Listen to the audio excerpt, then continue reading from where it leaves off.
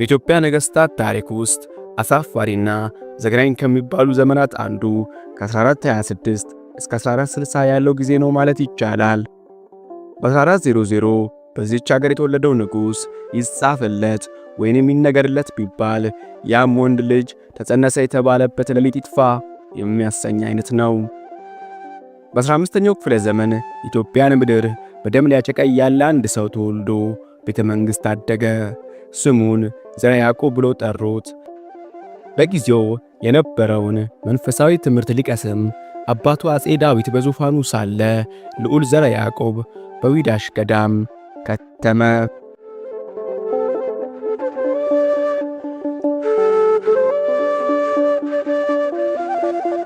ዘርዓ ያዕቆብ ከመወለዱ በፊት እናቱ የፊተኛው ልጇ ስለሞተባት የአሁኑ ሕፃን ተወልዶ በጤና ካደገ ለማርያም ሰጥቷለሁ ብላ ተስላ ነበረ። ዘርዓ ያዕቆብ አደገ። እርሱ ሆነ እናቱ ይህ በማርያም ምልጃ የሆነ እንደሆነ ሳያስቡ አይቀሩም። ሌላው በዘመኑ የታሪክ መዛግብት እንደሚያስነበቡት ንጉሥ ሲሞት ይገባዋል የተባለ የአልጋ ወራሽ በአባቱ ኑዛዜ መሠረት ዙፋኑን ስለሚወርስ ሌሎቹ የንጉሡ ልጆች ሁከት እንዳይፈጥሩ በወህኒ አምባ ይታሰሩ ነበረ። ይህንን የማይቀር ዕጣ ፋንታ ያወቀው ዘርዓ ያዕቆብ ሸሽቶ መኖሪያውን ገዳም አደረገ። 4 ወንድሞቹ በየተራ ነግሰው ካለፉ በኋላ ወደ መንበር የመጣው ንጉሥ ዘርዓ ያዕቆብ ንጉሣዊ ሥራውን የጀመረውም ተቀናቃኝ ሊሆኑ ይችላሉ ብሎ የፈራቸውን የቤተሰቡን አባላት በመግደል ነበረ። እንዲህ ያለው ክፉ ደም መፋሰስ በንጉሥ ቤት በርግጥ የተለመደ ነው።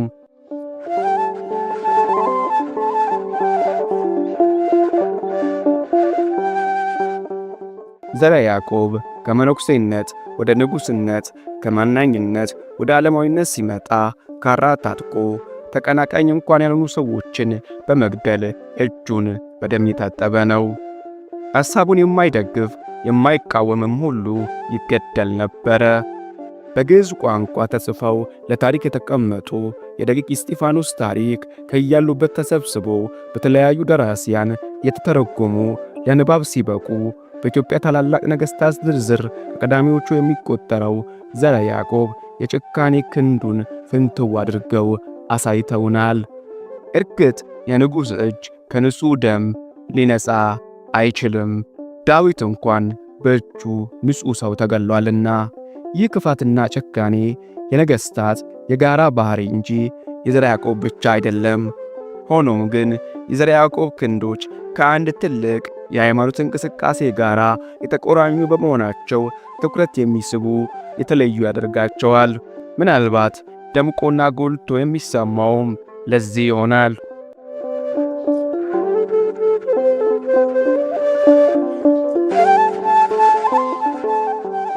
አጼ ዘርዓ ያዕቆብ በእርግጥ ታላቅ ንጉሥ ነው። ኢትዮጵያን ጠንካራ አገር ለማድረግ ትልቅ ሚና ከተጫወቱ ጥሩ ዲፕሎማሲ አዋቂ ነገሥታት ተርታ ሊሰለፍ የሚችል ሰው ነው።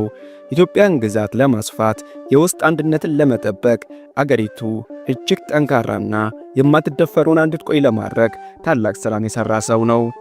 ሌላው ሕግና ደንብን ለማስከበር ባደረገው ጥረት የቤተ መንግሥትንና የቤተ ክህነት ደንብ ጽኑ እንዲሆን ለማድረግ የጣረና የተሳካለትም አጼ ነው። አጼ ዘርዓ ያዕቆብ ጥሩ ዲፕሎማሲ አዋቂም ነበረ። በ15ኛው ክፍለ ዘመን ኢትዮጵያ ከአውሮፓውያን ጋር ያላት የዲፕሎማሲ ትብብር እንዲጎለብት ትልቅ ሚናን ተጫውቷል። ይኸውም ንጉሡ በኖሩበት ዘመን ከኖሩ 2 የሮም ፖፖች ጋር ከዩጂን 4ኛና ከካልሲየስ 3ኛ ጋር የተለየ ወዳጅነት ነበረው። ከሮም ካቶሊክ፣ ከቆስጠንጥንያ ምስራቅ ኦርቶዶክስ እንዲሁም ከሶሪያ የመጡ ልዑካንን የተቀበለ ያስተናግድ ነበረ። ዘርዓ ያዕቆብ ፍትሐ ነገሥትን ከአረብኛ በማስተርጎምና አገልግሎት ላይ በማዋል ለኢትዮጵያ ቀጣዩ ቤተ ክህነትና የቤተ መንግሥት ጉዞ ትልቁን አስተዋጽኦ ያበረከተ ሰው ነው። ሱባ መናገሻ የሚባል በአዲስ አበባ አቅራቢያ ያለ ደን ካወቃችሁ በዘርዓ ያዕቆብ የተሠራ የደን ልማት ነው።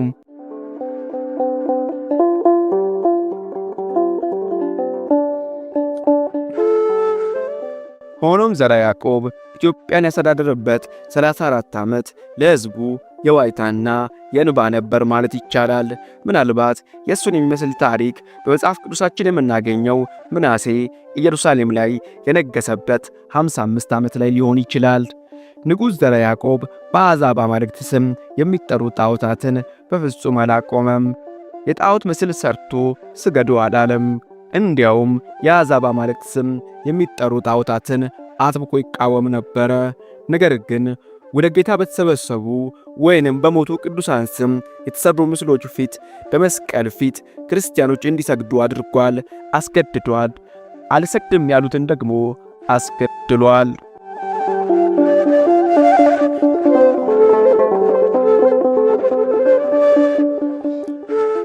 ወደ ጌታ በተሰበሰቡ ቅዱሳንና በሰማዕታት ስም ተአምራት፣ ገድላት እንዲሁም ድርሳናት እንዲጻፉ እንዲተረጎሙ በማድረግ ገድላቱን ማንበብ በረከት እንደሚያስገኝ በማስተማር በገድላቱ በድርሳናቱና በተአምራቱ በኩል ከሐዋርያት ያልሆነ ትውፊት ከቤተ ክርስቲያን አገባ። ለምሳሌ ዘርዓ ያዕቆብ እንዲዘጋጅ ባደረገው የተአምረ ማርያም ፍጥረት ሁሉ ለእመቤታችን ተፈጠረ፣ አዳምና ሔዋን ስለ እመቤታችን ተፈጠሩ የሚል አደገኛ ኑፋቄ፣ እንዲሁም አንድ ብዙ ሰው የገደለ ሰው በላ ሰው በማርያም ስም ለአንድ ሰው ውሃ ስለሰጠ ብቻ መንግሥተ ሰማያት ገባ የሚል ነገረ ድኅነትን የሚያፋልስ ታሪክ የያዘ መጽሐፍ ወደ ኢትዮጵያ ቅዱሳን ወደ ኢትዮጵያ ቤተ ክርስቲያን ሰርጎ እንዲገባ አደረገ።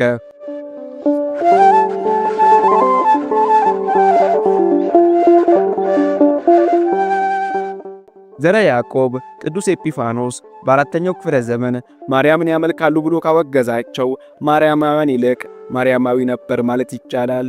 አንድ ነገረ መለኮት አዋቂ በአዲስ ኪዳን ከእግዚአብሔር አብልጠን የምንወደው ሁሉ ጣዖት ነው ይሉ ነበረ። እውነታቸውን ነው። ዘርዓ ያዕቆብ ለማርያም የተሰጠ ስጦታ ነው። በማርያም ምልጃ በጤና እንዳደገ የሚያስብ ንጉሥ ነው። ማርያምን እጅግ አብዝቶ ይወዳታል። ለስዕሏ የማይሰግድ ከመታሰቢያው ይጥፋ እስኪል ድረስ። ማርያም ደምቃ ከፍ ብላ የምትታይበት ቀናት እስኪያውጅላት ድረስ ማርያምን ይወዳት ነበረ። መውደዱ በራሱ ባልከፋ ነበር፣ ከእግዚአብሔር አብልጦ መውደዱ ግን ከፋ።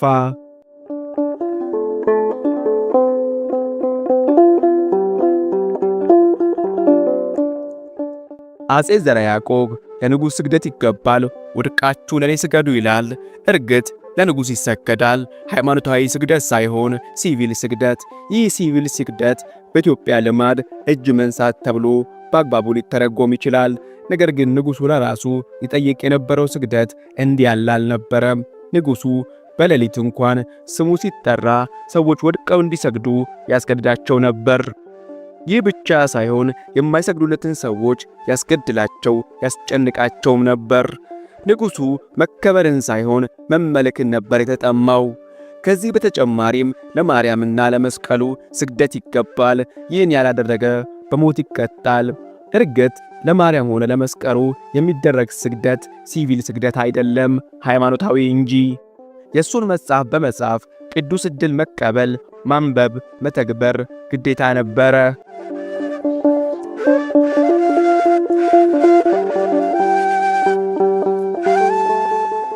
ሌላው የ15ኛው ክፍለ ዘመን ገጽታ አባ እስጢፋኖስ ናቸው። በ1400 ዘርዓ ያዕቆብ በተወለደበት ዘመን በትግራይ አካባቢ ሱባ በምትባል ቀበሌ ከአባታቸው ብርሃነ መስቀልና ከእናታቸው ከሳራ አባ እስጢፋኖስ ተወለዱ። አባ እስጢፋኖስ ገና ሳይወለዱ ነበረ አባታቸው ያረፈው።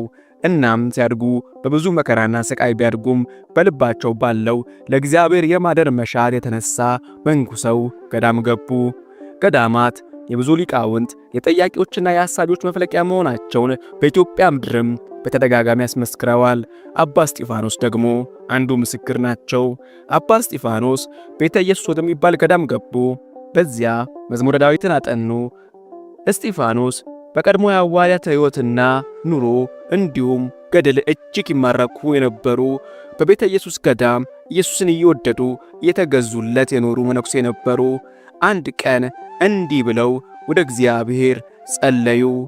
አቤቱ አምላኬ እግዚአብሔር ሆይ እንደ ጥንት አባቶች ለአንተ ሕይወቴን እንድሰጥ አድርገኝ።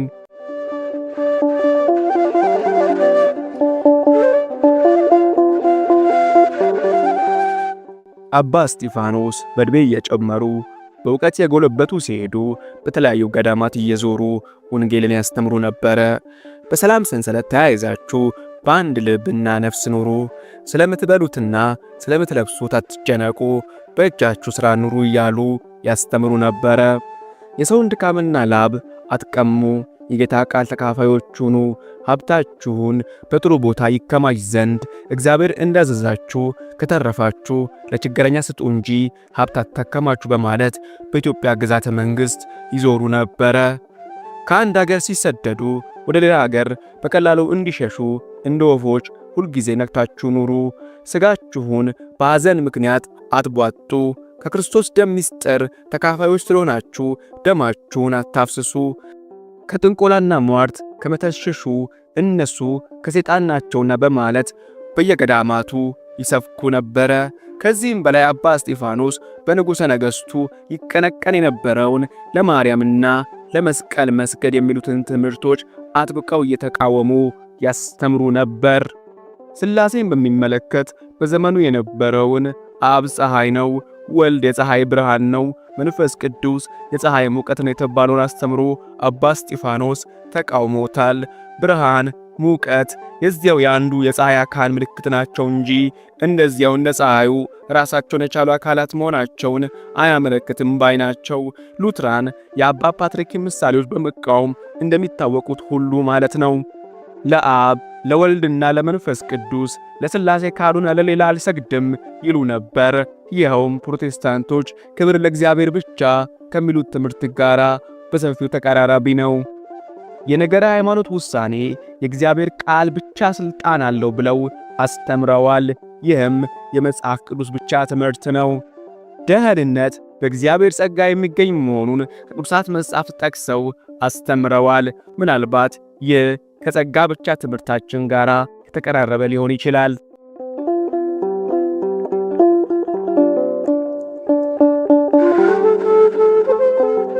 የእስጢፋኖስ ትምህርት አካባቢውን እያዳረሰ በሄደ ጊዜ በብዙዎች ዘንድ ክርክር ፈጠረ። በዘመኑ በነበሩት መሪዎች ዘንድም ጉዳዩ ለምርመራ ቀርቧል። በዚህ ነገር ከሁሉም ባለሥልጣናት በእስጢፋኖስ ሕይወትና ኑሮ አገልግሎት ላይ አሉታዊ ተጽዕኖ የነበረው አጼ ዘርዓ ያዕቆብ ነበረ። እሳቸው የአጼው ቀጥተኛ ተቃራኒ ትምህርት ያስተምሩ ስለነበረም ይሆናል። አጼ ዘርዓ ያዕቆብ ምን አይነት ሰው እንደነበረ አስቀድመንም በጥቂቱ ዳሰናል። ዘርዓ ያዕቆብ የእስጢፋኖስን ትምህርትና ተከታዮቹን መቃወም፣ እነርሱንም ማሳደድ ጀመረ። እነሱም የንጉሡን ይህ መጽሐፍ ቅዱሳዊ ትምህርት በመቃወም ታላቅ የወንጌል አርበኞች ሆኑ። ምናልባት በኢትዮጵያ ታሪክ በክርስቲያን ንጉሥ እጅ ታላቅ መከራ የተቀበሉ ኢትዮጵያውያን ክርስቲያኖች እነሱ ሊሆኑ ይችላሉ። ደቂቅ እስጢፋኖስ። እስጢፋኖስ መሪያቸው መምህራቸው ሲሆን ደቂቅ እስጢፋኖስ ደግሞ ተከታዮቹ ናቸው።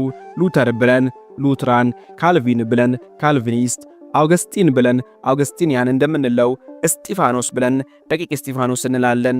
ዘርዓ ያዕቆብ ከመሪያቸው ከእስጢፋኖስ ጀምሮ እያንዳንዱን ተማሪዎች አንድ በአንድ አሳዶ ከኢትዮጵያ ገጽ አጥፍቷቸዋል።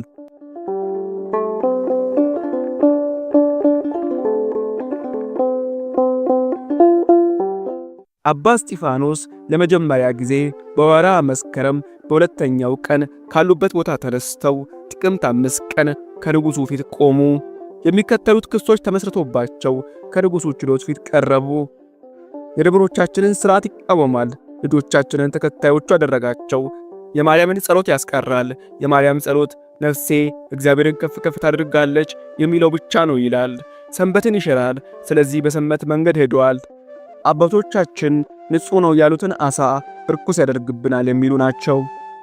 አባ እስጢፋኖስም ለቀረበባቸው ክስ ሁሉ እንደ እግዚአብሔር ቃል አግባብነት ያለው መልስ ሰጥተዋል።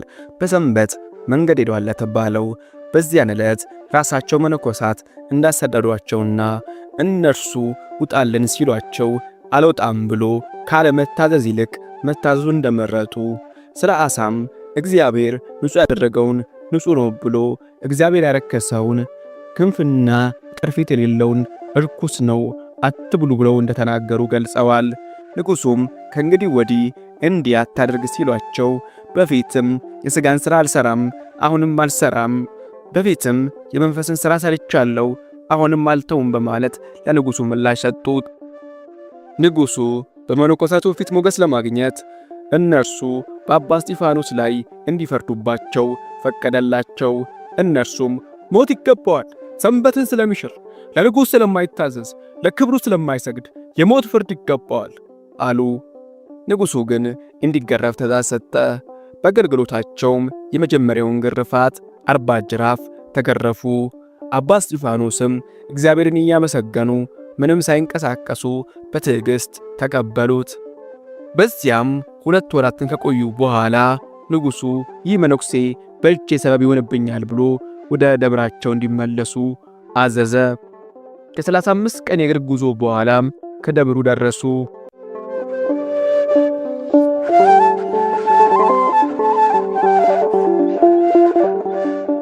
አባ እስጢፋኖስ ደቀ መዛሙርቶቻቸው በቃልም በተግባርም ትክክል እንዲሆኑ ያበረታቷቸው ነበረ።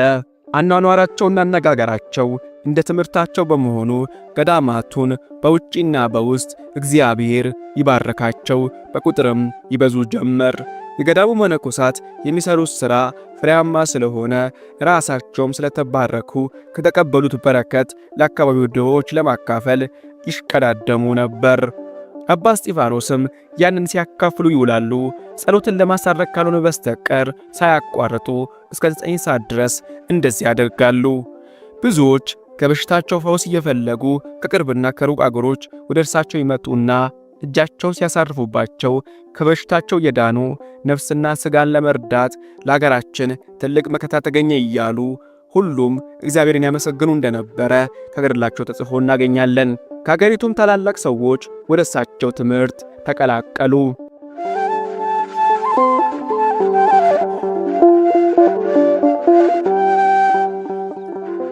የእስጢፋኖስ ትምህርት እየሰፋ ተጽዕኖአቸውም እየጎለበተ እንደመጣ ያስተዋለው ንጉሥ እስጢፋኖስንና ተከታዮቹን የሚያጠፋበት የተለያየ መንገድና ሰበብ ይፈልግ ጀመረ። በተለይም በንጉሡ አካባቢ ይኖሩ የነበሩ በእስጢፋኖስ ሕይወትና አኗኗር ክፉኛ የቀኑ ሰይጣን እየቀሰቀሳቸው የተለያየ ድርጊት ይፈጽሙ ነበረ። ወደ እስጢፋኖስ ገዳም በመምጣት ዝርፊያና ድብደባ መፈጸም ለእነርሱ ምንም ማለት አልነበረም። ንጉሡ ለሁለተኛ ጊዜ እስጢፋኖስን አስጠራቸው። እርሳቸውም ከደቀ መዛሙርታቸው ከአባ በርተሎሜዎስ ጋር 40 ቀን በእግራቸው ተጉዘው ከንጉሡ ከተማ ደረሱ።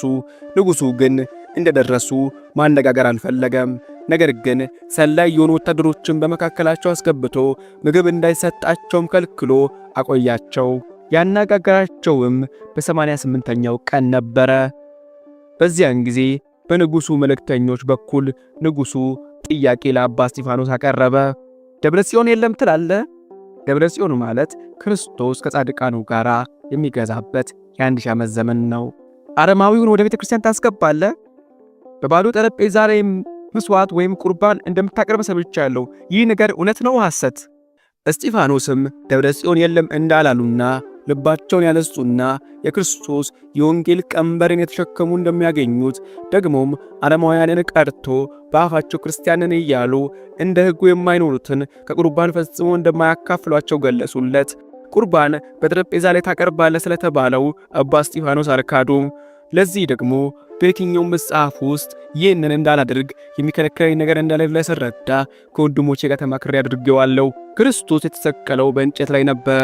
መስቀሉን በደሙ ቀድሶታልና በቅዱስ ሜሮን ይቀባል እንጂ ታቦትም የሚቀረጸው ከእንጨት ነው በማለት መለሱለት። ንጉሡ ይህ የተናገሩት እውነት አይደለም በማለት እንዲምሉ ቢልክባቸውም መሃል ላይ ተከለከለ መሆኑን ሊምሉ እንደማይችሉ ለንጉሡ ነገሩት። ንጉሡም መሠረታዊ እምነታቸውን እንዲናገሩ ላከባቸው። እስጢፋኖስም አብ ወላዲ ወልድ ተወላዲ መንፈስ ቅዱስ የአብና የወልድ መንፈስ እንደሆነ አምናለሁ፣ ለዚህ ሰግዳለሁ፣ እርሱን አመልካለሁ። ይህንንም ለማንም ብዬ አላደርገውም። ማንም ምድራዊ ንጉሥ እንዲወደኝና እንዲጠላኝ ብዬ የማደርገው የለም አሉ። ንጉሡም እስጢፋኖስንና ተከታዮችን አስጠርቶ በፊቱ አቆማቸው። እነርሱም ሰላም ላንተ ይሁን ብለው እጅ ነሱት። ሆኖም የንጉሡ ወታደሮች ስገዱ ስገዱ እያሉ በመደጋገም ጮኹ። እያስፈራሯቸውና እየተንጎራደዱ ተናገሯቸው። ንጉሡም ዝም ካሰኛቸው በኋላ ስለመጡበት ጉዳይ ሳያናግራቸው ወደ ማደሪያቸው መለሳቸውና እንደ እስረኛ አኖራቸው። እነሱም ስራቸው የንጉሥ በር መጠበቅ እንዳልሆነ ተናግረው ለመሄድ ተነሱ። ጉዞ ከጀመሩ በኋላ ወታደሮችን ልኮ መለሳቸው። በንጉሡ ፊት እንደቆሙ ጳጳሱን ጠርቶ ከነሱ ጋር አስቀመጣቸው። አባ እስጢፋኖስም እንደ ልማዳቸው ንጉሡን እጅ ነሱት። አረጋዊ አባት በርተሎሜዎስም ከእርሳቸው ጋር ነበሩ። አባ እስጢፋኖስም ንጉሡን ወቀሱት።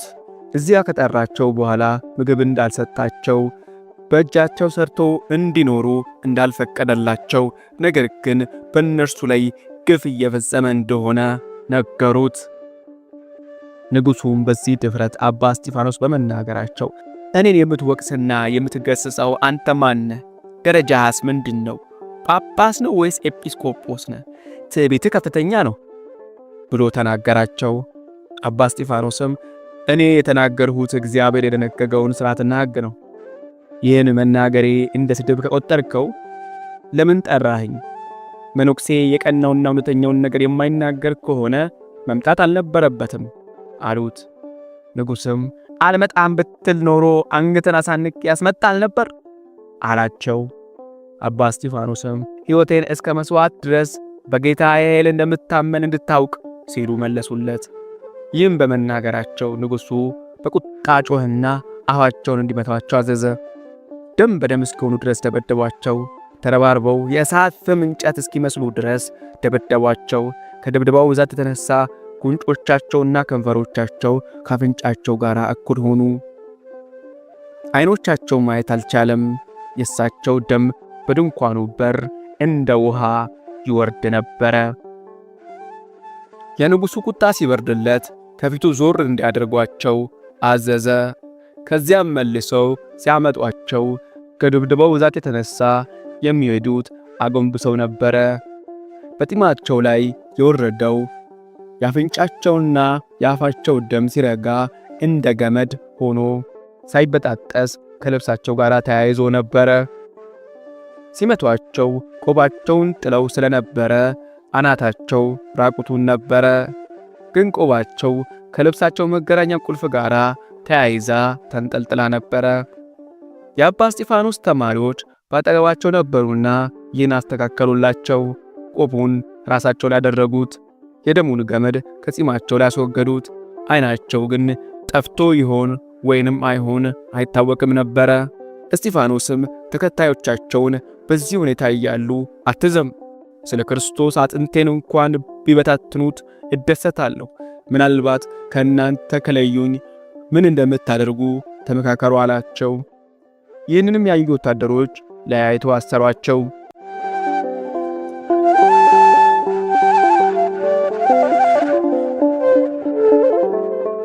አባ እስጢፋኖስ ከቤት መውጣትና መግባት ከመኝታ መነሳት እስከማይችሉ ድረስ በጽኑ ደዌ ታመሙ። በደቀ መዛሙርቱ ሸክም ይወጡና ይገቡ ጀመር። ከደቀ መዛሙርቱ ጋር ስለ ኢዮብ መከራና ስቃይ ያነሱ ይጫወቱ ነበር። በመከራቸው በእግዚአብሔር ከማጉረምረም ይልቅ እጅግ በረቱ። በዚህ ጽናታቸው ደቀ መዛሙርቶቹ እርሳቸው የሚሉትን እንደ መንፈሳዊ ምግብ ይቀበሉ ነበረ። ንጉሡም አባ እስጢፋኖስን እንዲያመጡ ሰዎቹን ዳግመኛ ላከና ተሸክማ መጧቸውና በፊቱ አስቀመጧቸው። ንጉሡም ሰላም ላንተ ይሁን፣ እንደምን አለ? እንደ ታመም ሰምቻለሁ። አሁንም እግዚአብሔር ይማረ። ባለፈው በተጣላነው ነገር አትዘን፣ እኔም ያለፈውን የሚመጣውን ትቻለሁ ሲል ላከባቸው። እስጢፋኖስም ይህን ያሳሰበ እግዚአብሔር ይመስገን፣ ትእዛዙን እንድትፈጽም ልብህን ያብራው በሉት አላቸው። እስጢፋኖስም ከዚህ ቀደም ሰይጣን የዛተባቸውን እያስታወሱ በእግዚአብሔር ኃይልና ጸጋ ተጽናኑ። እስጢፋኖስና የእሳቸው ተማሪዎች ከአንድ ዓመት በኋላ ወደ ቦታቸው እንዲሄዱ ንጉሡ አሰናበታቸው። በጥቂትም ቢሆን እስጢፋኖስ በእግራቸው መሄድ ጀምረው ነበረ። ነገር ግን ረጅም መንገድ መጓዝ አልቻሉም ነበረ። ደቀ መዛሙርቱ መሸከሚያ ወንበር አበጅተውላቸው ከ34 ቀን የእግር ጉዞ በኋላ ወደ ቀድሞ ማደሪያቸው ደረሱ። የእስጢፋኖስንና የደቀ መዛሙርቱን ስቃይ ለማብዛት ነገር ሰሪዎች አካባቢውን በጠበጡ። እነዚህ ሰዎች ዝም ካልካቸው ሁሉም የእነርሱ ፈለግ ይከተልና ለመንግሥት ሥልጣን የሚሰግድ አይኖርም ብለው ንጉሠ ነገሥቱን አነሳሱት። የንጉሡ መልእክተኛ ወደ እስጢፋኖስ ሄዶ ንጉሡ ሰላም ላንተ ይሁን ይላል አላቸው። እርሳቸውም የጌታ ሰላም ከእርሱ ጋር ይሁን ብለው መለሱለት። መልእክተኛውም ለንጉሡ ስገድ እንጂ ሲላቸው እኔ ለአብ ለወልድና ለመንፈስ ቅዱስ ካልሆነ አልሰግድም አሉት። በዚያን ዘመን በንጉሥ ፊት ሲቀርብ ወይንም ደግሞ ንጉሥ በሌለበት ስሙ ሲጠራ ይሰገድ ነበርና ይህ ለእስጢፋኖስና ለተከታዮቹ የእግዚአብሔርን ክብር ለባዕድ እንደ መስጠት ስለሚቆጠር አይፈጽሙትም ነበር። ይህን ባለማድረጋቸው የአገሩ ሰው ሁሉ ተሰብስቦ እንዲገረፉ ወሰነ። 40 ገረፏቸውና ተራራ ላይ አውጥተው አሰሯቸው። ከ3 ወር በኋላም ፈቱና አለቀቋቸው። አክሱም ከተማ ሲደርሱ እንደገና ለንጉሡ በሌለበት እንዲሰግዱ ንጉሡ ሰላም ለእናንተ ይላችኋል አሏቸው። ቅዱሳኑም ሰላምታውን በአግባቡ መለሱላቸው። ነገር ግን ስገዱ ሲሏቸው ለአብ ለወልድና ለመንፈስ ቅዱስ ካልሆነ በስተቀር አንሰግድም ብለው አባ እስጢፋኖስ መለሱ። ንጉሡም እኔ እግዚአብሔር ሳያነግሰኝ አልነገስኩም በማለት እንዲሰግዱለት በማባበል ባይሰግዱለት ደማቸው ግን በራሳቸው ላይ መሆኑን እንዲያውቁ ላከባቸው። እነርሱም ስለ አምላካቸው ከመሞት ወደ ኋላ እንደማይሉ ነገሯቸው። ግዴታቸውን እስኪፈጽሙ እንዳይሄዱ በንጉሡ መልእክተኞች ተነገራቸው። እዚያም ደቀ መዛሙርቱ ተረጋግተው 3 ዓመት ያክል ሲቆዩ እስጢፋኖስ አስደናቂ ትምህርቶችን እያስተማራቸው ነበር። እንግዲህ ንጉሥ በሌለበት ስሙ ሲጠራ ወድቆ መስገድ አምልኮ አይደለም የሚሉም አይታጡም። የክብር ለእግዚአብሔር ብቻ ትምህርት ምናልባት አውሮፓ ከመድረሱ በፊት ኢትዮጵያ ውስጥ ሳያብብ አልቀረም።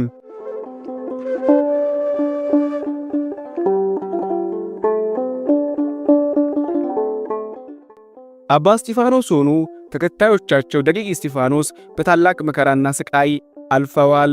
አባ እስጢፋኖስ በገዛ ቤተሰባቸው እምነታቸውን ካልካዱ እንደሚገደሉ ተዝቶባቸዋል። ከቀያቸው ወደ ጣና ባህር ወደ ወገራ ተሰደዋል። በተደጋጋሚ ተገረፉ። በተደጋጋሚ ከትግራይ እስከ ሸዋ በእግር የተመላለሱ ከንጉሥ ችሎት ፊት ቀረቡ። ተከታዮቻቸውንም ደግሞ በምላጭ ተለተሏቸው። ደማቸው እንደ ውሃ መሬት ላይ እስኪወርድ ድረስ ገረፏቸው። አቡነ ገብረ ክርስቶስ የተባሉ ተማሪያቸው 3 ዓመት በእግር ብረት ታስረው አለፉ። አእምሮአቸውን እስኪስቱ ድረስ በበትርና በዱላ ተደበደቡ። ሳሙኤል የሚባል ወንድም ከማኅበር ተለይቶ ሄዶ በሐሰት ከሰሳቸው። ሰዎች በማነቆ አስረዋቸው በንጉሥ አደባባይ ፊት አቆሟቸው። በወባ በሽታ እንዲያልቁ ብሔረ ምርጊያ ወደ ተባለ ቦታ ወሰዷቸው። ብዙዎች ቢበሉትን በማጣት ገድላቸውን ፈጸሙ። ምግባቸው ከተገኘ የሾራ ፍሬ፣ ዱባ፣ ቅጠላቅጠል ነበረ። በጦር ጓጠጧቸው። በቤት አምድ ላይ አንጠልጥለው ጭስ አጠኗቸው። አፈር ይበትኑባቸዋል። በእበት ይለቀልቋቸዋል። የምድጃ አመድ ይደፉባቸዋል። በክንድ ሽንቁር ውስጥ ጠጠር ይጨምሩና ስጋቸው ጋር ይቀረቅሩታል። ጢማቸውን ይነጯቸዋል። አፋቸውን አቅንተው ስርናቸውን ሰብረው ደማቸውን በአፍንጫቸው እንዲወጣ አደረጉ። እሳት አንድደው በጦር እየጠበሱ ይለበልቧቸው ነበረ። በዚህ ሁሉ ሊነገር በማይችል መከራ ውስጥ በገዳማቸው በአካባቢው የነበሩ መነኮሳት ተረጋግተው በቅዱስ አባታችን በእስጢፋኖስ ትምህርትና ሥርዓት ይኖሩ ነበረ። የእርሳቸውን ፈለግ የሚከተሉ ብዙዎች እንደሆኑ ንጉሡ ባወቁ ጊዜ ከዚህ አካባቢ እንዲያርቋቸው አዘዘ። እስጢፋኖስን ይዟቸውን ሲሄዱ ለምን ለንጉሡ እንደማይሰግዱ ቢጠይቋቸው ራሳቸውን ለ3 ቅዱሳት አካላት ለቅድስት ሥላሴ በማስገዛታቸው 4ኛ አካል እንደማይጨምሩ እንደማይሰግዱ ተናገሩ። ንጉሡ እንዲሰግዱለት ለማድረግ ብዙ ማታለያና የማግባቢያ ቃላትን በተደጋጋሚ ላከባቸው። ይህን እስኪያደርጉ ብለው እርሳቸውን 3 ወር አስቀመጣቸው። ከዚያም ቅጣትን የሚያቀሉበት ምትሃታዊ ወይንም አስማታዊ ነገር አላቸው ብሎ ስለተረጠረ የለበሱትን ልብስ ካባቸውን ሁሉ አስወልቆ አስፈተሻቸው። ከዚያም ግንቦት 18 ቀን በአደባባይ ሕዝብ ሰብስቦ ትዕቢትና ትምክህት ምንድን ነው? የቀደሙ አባቶች ይህን አላደረጉምን? አብርሃም ለኤሞር ልጆች ሰገደ፣ ያዕቆብም ለኤሳው፣ ሌሎች ብዙዎች ሰግደዋል ቢለው እኔ የምከተለው የእግዚአብሔር የቃሉን ምስክርነት ነው እንጂ ሌሎች ስላደረጉት ብቻ አይደለም በቃሉ ላይ ለማንም እንዳንሰግድ በኦሪት መጽሐፍ ታዟል። ንጉሡም በጣም ከመቆጣቱ የተነሳ 7 ጅራፍ እንዲገረፉ አደረገ። እስጢፋኖስ ይህንን ግርፋት በትዕግሥት ከተቀበሉ በኋላ ንጉሡ ከዚህ በከፋ ሥቃይ እንዲቀጡ ፍርድን አስተላለፈ። ይኸውም በዘመኑ ባሮች የማን ንብረት እንደሆኑ የሚያሳይ ምልክት ይደረግባቸው ነበረ። ይህ የባሪያ ምልክት እሳቸው ላይ እንዲደረግ ንጉሡ አዘዘ። በእርሳቸው ላይ ያደረጉት ምልክት ቅርጹ ዘ ይመስል ነበረ። ይህ ማለትም የዘርዓ ያዕቆብ ባሪያ ማለት ነው። ንጉሡም ይህን ትእዛዝ ያስተላለፈው ባሪያ አይደለሁም ብሎኛልና መግዛቴን አሳየዋለሁ በማለት ነበረ። ከዚያም የአባ እስጢፋኖስን እጆች በሙላጭ ተለተሏቸው። የእስጢፋኖስ ደቀ መዛሙርትንን እጆች ተለተሉ። ከእርሱ ለይተው ይፋት ወደሚባል ግዛት ወሰዷቸው። ይፋት በዚያን ጊዜ ኤፋት ተብሎ ሲጠራ ዋናው የእስላም ግዛት ነበረ። በዚያም ሰማዕትነታቸውን እንደፈጸሙ ታውቋል። አባ እስጢፋኖስን ደግሞ ጓትር ደዋሮ ወደምትባል አውራጃ ወሰዷቸው። ይህ አካባቢ ደዋሮ ብቻ ተብሎ ሲጠራ በወቅቱ አርሲንም ሳይጨምር አይቀርም። በዚያን ጊዜም ይህ ሕዝብ እስላም ነበረ። በዚያም እስር ቤት ውስጥ አባ እስጢፋኖስ እንዲዘጋባቸው ንጉሡ አዘዘ። እጆቻቸውና እግሮቻቸውንም በብረት አስሮ ዋዝርማ በምትባል በአንዲት ከተማ ጨለማ ቤት ውስጥ ዘጉባቸው። ከዚያም ንጉሡ በየገዳሞቻቸው ወዳሉት ቅዱሳን ይህንን መልእክት ላከ። እነሆ መምህራችሁ እስጢፋኖስ የመንግሥታችንን የክብር ሥርዓት ሲሽር ነበር። አሁንም እናንተ ለቃሌ እንደሚታዘዙ እንደ ሌሎች መነኮሳት ለመንግሥቴ ሕግ የምትታዘዙ ከሆነ እንደምትኖሩ ኑሩ፣ እንደዚያ የማታርጉ ከሆነ ግን ከአገሬ ውጡ።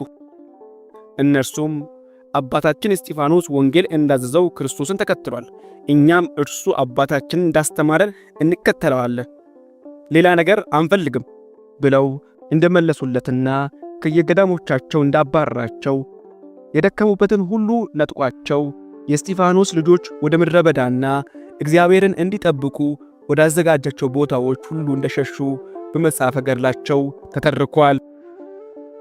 አቡነ ገብረ ክርስቶስ የተባሉት የእስጢፋኖስ ደቀ መዝሙር ከአንድ ወንድም ጋር ተይዘው ወደ ንጉሡ በመጡ ጊዜ ንጉሡ ስለ እስጢፋኖስ አባታችሁ ውሻ ነው፣ እናንተም ውሾች ናችሁ፣ ሰይጣን ጋላቢዎች ናችሁ፣ ለምንድን ነው እንደ ሰው ሁሉ የማታደርጉት በማለት ልኮባቸው ነበር።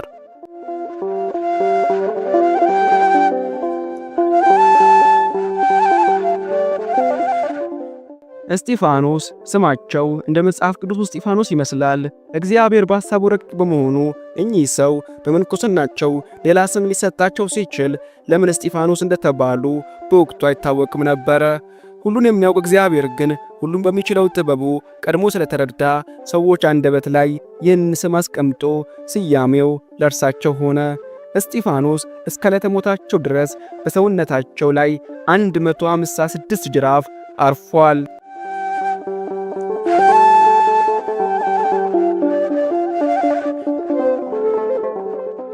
አባ እስጢፋኖስ 6 ወር ያህል እስር ቤት ተዘግቶባቸው ቆዩ። በሰባተኛው ወር ላይም በታኅሳስ 18 ቀን ክርስቶስ ክርስቶስ ክርስቶስ ብለው 3 ጊዜ ሲጮኹ ተሰማ። ከዚያም ጸጥታ ሰፈነ። አካባቢውም በመሬት መንቀጥቀጥ እንደራደ። ከድንጋጤም የተነሳ ማንም ወደዚያ አካባቢ ለተወሰነ ጊዜ መቅረብ እንዳልቻለ ተጽፎላቸዋል።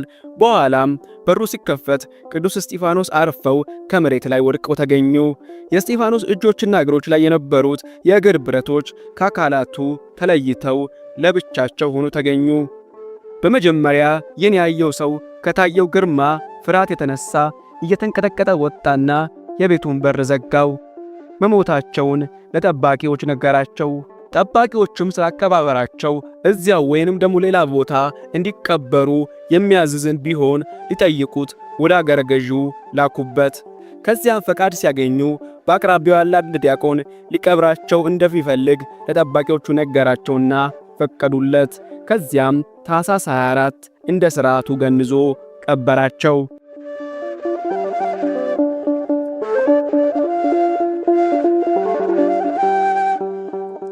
እስጢፋኖስ ከሞቱ በኋላም አስክሬናቸው ተጉላልቷል። ደቀ መዛሙርቱ ይህንን ሲሰሙ በአካባቢያቸው ለመቅበር እዚያው ደርሶ ለመጋቢት 3 ቀን አጥቢያ ሌሊት ላይ አስክሬኑን ወሰዱት። ወደ ትግራይ ሲወስዱት ኬላ ላይ ተይዘው ወደ አገረ ገዢው አቀረቧቸው። በዚያም ምክንያት ታስረው ቆዩ። መከራ ተቀበሉ፣ ተገረፉም። በ8ኛው ወር አስክሬኑ ግድም የሚባል አገር ላይ ባለ ቤተ ክርስቲያን እንደገና ጥቅምት 22 ቀን ተቀበረ። የእስጢፋኖስ ደቀ መዛሙርት ስቃይ ግን እየቀጠለ ሄደ። ምክንያቱም ንጉሡ እንዲህ ብሎ አውጆ ነበርና፣ በሕዝቡ ዘንድም ከዚህ በታች ያለውን አዋጅ እንዳወጀ የራሱ መጽሐፍ ይመሰክራል።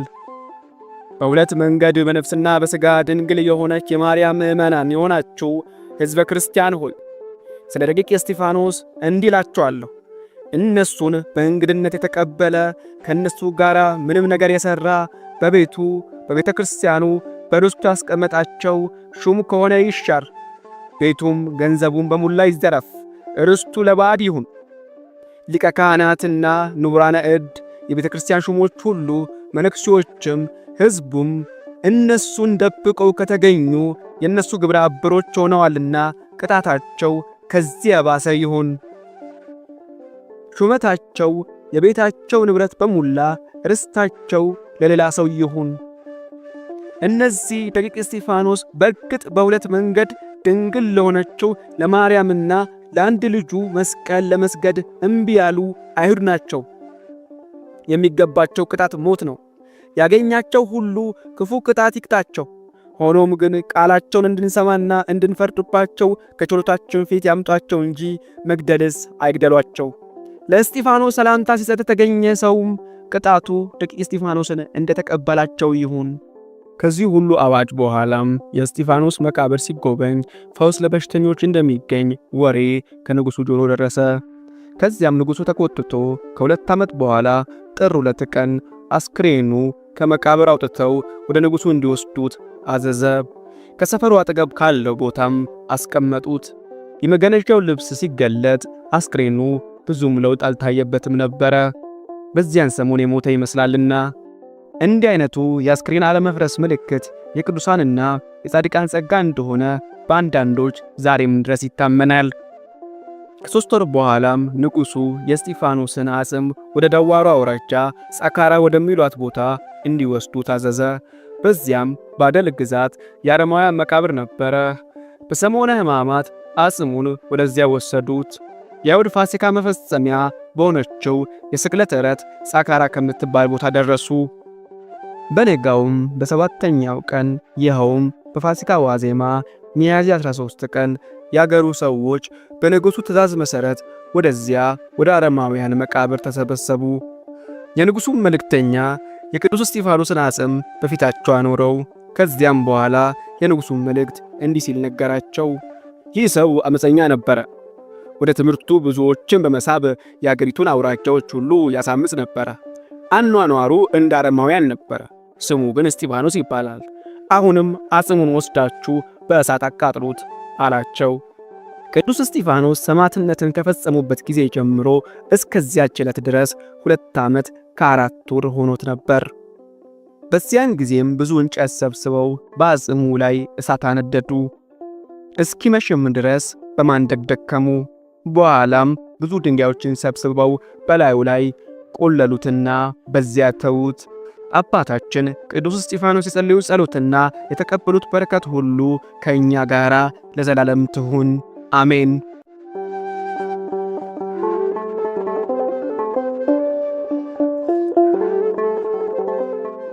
አባ እስጢፋኖስ ከሉተር የቀደሙ አዳሲ ከነ ዮሐንስ ዊክሊፍ መነሳት ጋር በተመሳሳይ ሰዓት የተነሱ የሥነ መለኮት ሊቅ ነበሩ። ትምህርታቸው እጅግ ከሉተር ጋር በመቀራረቡ ምናልባት በእሳቸውና በሉተር መካከል አንዳች የታሪክ አገናኝ ድልድይ ሊኖር እንደሚችል እጠረጥራለሁ። ወይም እግዚአብሔር በምስራቅ ሆነ በምዕራብ ሊያደርግ ያሰበውንና ያቀደውን የተሐድሶ ዕቅዱን እንድናስተውል የሰጠን ምልክት ሊሆን ይችላል። ተሐድሶ ከጀርመን አልተነሳም። ተሐድሶ ከኢትዮጵያ ከገዛ ምድራችን ተነስቷል። ቸር ሰንብቱ።